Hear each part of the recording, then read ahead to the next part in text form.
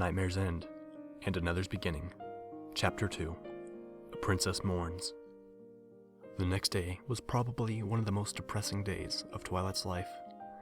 After the death of Nightmare Moon, Twilight sparkled and went back to Canterlot with Spike on Celestia's orders. During the ride home, Spike barraged Twilight with questions to the point that she was almost ready to snap. Somehow, she managed to keep calm and answer some of Spike's questions, which mostly involved what happened in the Everfree Forest. She told him about how her and her new friends had found a castle in the middle of the forest, and how they defeated Nightmare Moon. What she didn't tell him was what happened after they defeated, or about what Celestia told her and the others. Spike was still young, and it wouldn't do him any good to know that his big sister committed murder, even if it was unknowingly. Nightmare Moon had been placed within a special coffin so that her sister could see her. Unlike regular ponies who start to deteriorate after they die, Alicorns don't, allowing Celestia to create a see-through crystal coffin colored dark blue, representing her sister's original coat color. Princess Celestia hadn't left the room at all, and was left alone by her orders. She knew that she should save face and act the way a royal should, but she just couldn't. Not with something like this. It was really her fault that her sister was dead, not the 6 mares.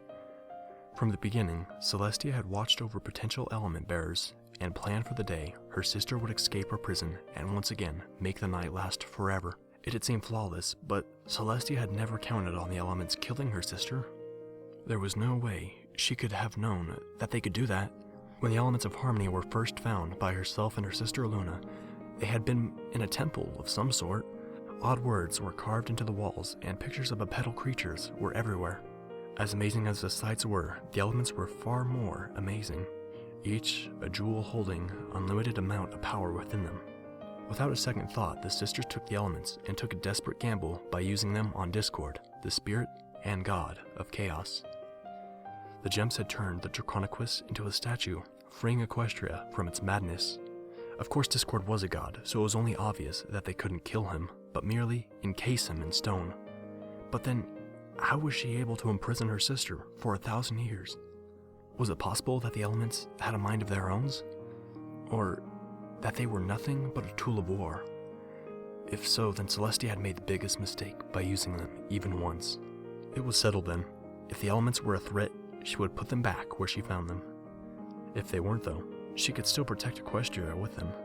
But that would mean having to reunite Twilight with the 5 mares back in Ponyville.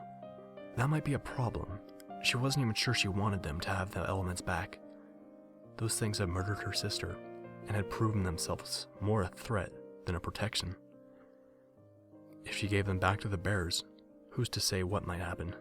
What choice do I have though? Celestia looked down at her sister, and felt tremendous guilt rise within her. How could she even think of allowing such things to exist anymore when she was more than capable of protecting her subjects? She could and would destroy the elements and their bearers so that her sister's death wouldn't be in vain.